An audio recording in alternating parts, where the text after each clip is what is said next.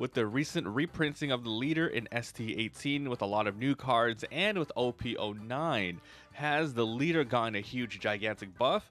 Let's talk about it. Hey guys, welcome back to another episode. My name is Mobby. Today I'll be giving you my deck list for the mono purple Luffy leader. We're going to talk about every single card in here, the game plan, how it works, and if it's good again. Make sure to like and subscribe, it really helps out the channel. I upload daily deck profiles and duels for One Piece, Dragon Ball Super Fusion World, and Union Arena. Okay, so let's get started by quickly talking about what the deck has been upgraded to. In the past, when this leader was used a lot in tournaments, the leader would just simply ramp up fast and use cards that are pretty stable in purple, like, Queens, Magellans, even the 9-cost Kaido. But now, as mentioned with the new ST18 cards and the OP09 cards, there's a lot in here that buffs up the other Luffy leaders, but it works with this one too. So let's go ahead and talk about it. So starting with the leader from OP05. So basically it's a 5 mono leader, activate once per turn, add 1 card to your life cards. If you have 0 or 3, then you ramp up. So basically if you have 0 Dawn, you ramp up, and that's all at the moment. That's only with the 10-drop Luffy that destroys all your Dawn. You could use that there, or 3 or more, so you can only use it on your second turn ever. When you have 3 or 4 Dawn, you can hurt yourself to ramp up. So basically you want to do that at least twice to get down to 3 and like really get a head start and value in your cards. And it comes to active too, so you can use it to throw something out right away or attack. So let's talk about it. This is so much more synergistic than the past Luffy deck. It's a lot of straw hats. Let's get started. Okay, so when you're at Sea You Fight Pirates, this is from OP05, look at the top 3 and reveal a Straw Hat, Kid Pirate, or Heart Pirate. Then you put it to the bottom. This is a very good card for this deck. I was debating putting in the new OP09 Trafalgar Law, which searches up the top 4 cards for a Straw Hat that costs 2 and higher. But because in this deck I'm also using a couple of Kid Pirate decks, I thought it would still be perfect to put this one in, even though you're searching for 1 less, because you really do need that Kid Pirate ASAP. You want to see it in your starting hand, and I'm talking about the 5-cost one that returns Dawn if you remove Dawn. Also, in this card, this deck needs a little bit of trigger, so this activates too. So that's why we're using this one instead of the Searcher Law. You probably could use both too, but I would rather just have 4, because there's a lot of searching in this deck already, so I'd rather have this. Alright, now let's talk about Gum Gum Giants. This here, guys, if you don't know this card, in a purple deck, this is going to be staple, I think. For Straw Hat crew types, obviously. It's going to be like Radical Beam for red, where every red is using it. Well, every purple Straw Hat leader should be using this. So let's talk about it. 1 Dawn, counter only, -2 Dawn, trash 1 card from your hand. If your leader is Straw Hat, give up to one of your leaders or characters 4,000, which is amazing for 1, then draw 2 cards. You're sifting, you're drawing, you're getting a 4,000. You're getting -2 Dawn, but just like with using Radical Beam in red decks, you usually really don't ever use this until late game, where you have 9, 10 up as well. Or I guess early game, if you have like a Black Maria and you want to use this too anyway to sift through, then use it. But this is such an amazing card for Straw Hat leader. So we're running 4 of these as a way to really help your hand out late game and just keep things alive. Next up, it's going to be Charlotte Puddings. There's going to be 4 of these, or actually 3. I'm running 3. So 3, 4, 1. Your turn. When your Dawn is returned to your deck, add up to 1 Dawn from your deck at rest. So this is not searchable by anything. It's from OP08. This deck, you do ramp up as fast as you can, but there's no 10-drop Luffy in here to remove all your Dawn. There's a lot of cards that remove 1. It removes 2 Dawn, and you need these Sharded Puddings, and you need the upcoming kids that we're going to be talking about 100% for this deck to work out. So when you're playing this deck, you want to see Pudding in your hand or a kid in your hand. If not, you want to mulligan right into them. That's your starting searching conditions. So you want to run and find these as much as possible. Next up, we have these new Usohachis from ST18 332. This is a really amazing effect. If you have 8 or more Dawn, rest up to one of your opponent's characters with 5 or less. This will help you late game to, like, you know, get rid of blockers so you can attack their face, because you're going to have 8 or more towards the end of the game because you're not focused on removing them too much. So there you go, running 4 of these Usohachis.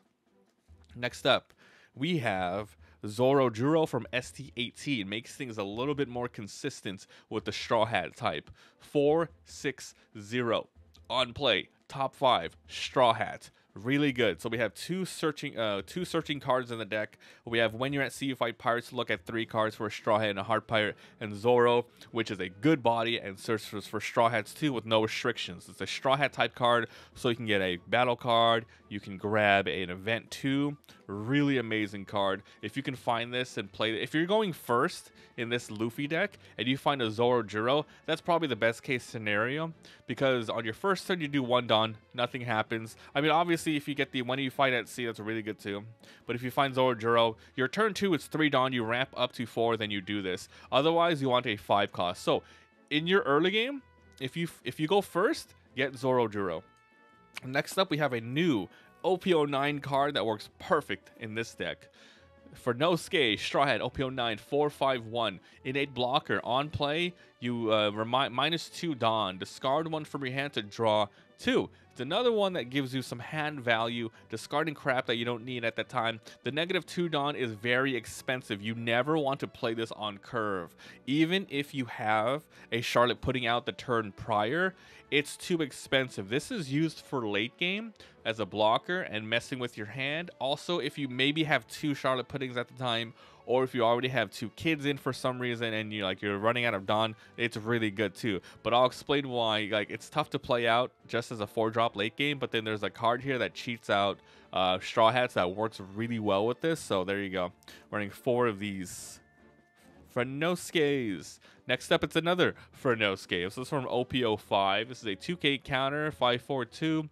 When the 1 Dawn is attached, if you have 8 or more, it gains Rush. You're usually not going to use it for Rush, but it's here just in freaking case. So here's 2 of them right here. Next up, it's another blocker card. This is Jimbe, Straw Hat from OP05. 5/6/1 innate blocker. Then on your opponent's turn, if you have 10 Dawn, and remember this deck is focused on staying around 10 plus, you're gonna have plus 1000, so it's gonna be a 5/7, and it's a 5 or lower, so it can be cheated out by another card in here coming up. So a really cool card. Running 2 of these. Now we have Sangoro. This is one of the other 2 cards that you want to see. If you're going first, you're going to ramp up and you want to see a 4-cost Zorojuro.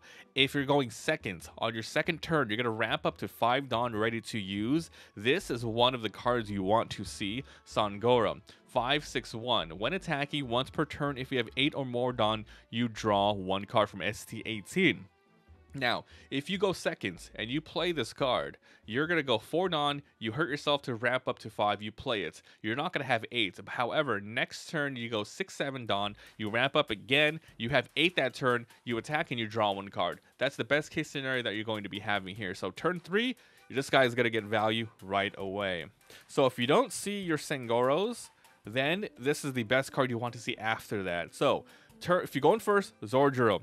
You're going second, you want Sangoro, or you want Useless Captain Kid from OP05, which can be searched out with the when you're at sea you fight pirates. So this card, as you guys know, 5/6/1, innate blocker, very strong blocker.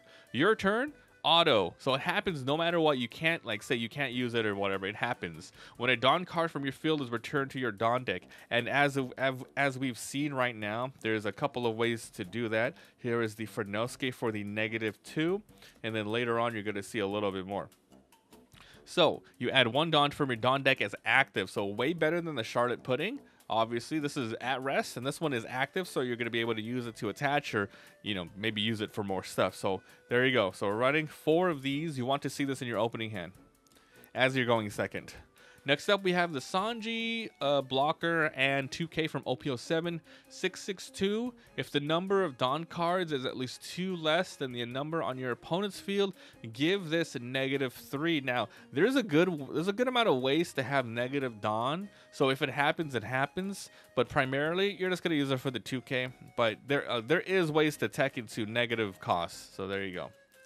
Now, it's time for something that enables your Charlotte Puddings, that enables your Eustace Captain's Kid. This is ST18, so yeah, it's finally getting buffed up. 780 Luffy Taro Straw Hat. On play, -1 Dawn. Already useful. And play up to a purple Straw Hat with 5 or less from your hand. So, if you happen to have 2 or less, this is 3, you can activate it. Your Jimbe is going to be really good to knock out with this. So if you're ever to play this on turn 7, you're going to have an 8,000 body, a 6,000 plus another body.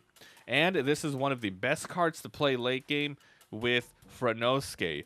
Up to here, the best case scenario, you already have a Charlotte Pudding, you already have a Eustace Captain Kid. So when you activate Luffy Taro, you're going to get Dawn back, and you're going to be able to get, hopefully, this Franosuke back. Cheat it out so you can discard and have a body on the board. So we're running 4 of these Luffys. You just really want to see this as well after your 3rd turn. 4 turn plus, this is where you're going to be playing Luffy Taros. Next up, we have another new card from OP09. This is the alternate art. This is the regular art. This is the alternate art. So, Sanji, OP09 771. On play, you may return 1 or more of your Dawn. This is the cost. So, you must do this if you want to have Rush and Rest, a 6 or lower character. This is good for, getting rid of stuff and then attacking into life, etc. But yeah, you can do this in many different ways. You can return 1 if you already have a Captain Kid or Pudding, so you don't lose value out of that. If you need to get out this Sanji for whatever reason, you can remove as much as you want. So you can return 2 or 3 Dawn. This leader is usually supposed to be used with the new OP09 leader that is black and purple, so you get benefits from removing it. But because you ramp up so high and really fast, you can definitely see play with this. So, running 3 of these Sanjis. Alright, time for the final card of the deck. This is the new Luffy from OP09. This is it. 9-10-0. Your late game, your finishing cards. On play, return 1 or more cards back to your Dawn, which at 9, removing 1 or 2 really doesn't matter, and you're going to have Captain Kid and Pudding. You then draw 1 card, then this character gains Rush for the turn. So it's nothing crazy. However, rushing and drawing cards is good. Now, if you think about this as well, if you are able to have another Dawn active when you use this for the next turn, you can always at least use this to be able to protect stuff. It's really amazing. So that is the deck. Let's talk about the play style, the breakdown. Going through this, I already mentioned you want to go first. You want to go second. Your best bet in this deck is going seconds, and you want to start with finding a kid to enable your Luffy Taros, your Rush Sanjis, and your Luffy leader, your 9-drop Luffys towards the end. That's the whole game plan of this. It might seem pretty basic and easy, but this deck has a lot of searchers, so you can get all the pieces that you need. Here's the breakdown. There was 12 zero-cost counters, which is it's a decent amount. Usually with 10+, you might want to run the zero-cost counters that let you discard cards, but because there are some sifting cards in here already, this is a sifting card, this is a sifting card, you really don't need that many. So 12 zero-cost counters, there's 20 1K counters, there's 4 trigger cards in the form of the when you fight at sea, there's 10 blockers, you have 2 Jimbes, oh sorry, there's more than that, there's 14 blockers here.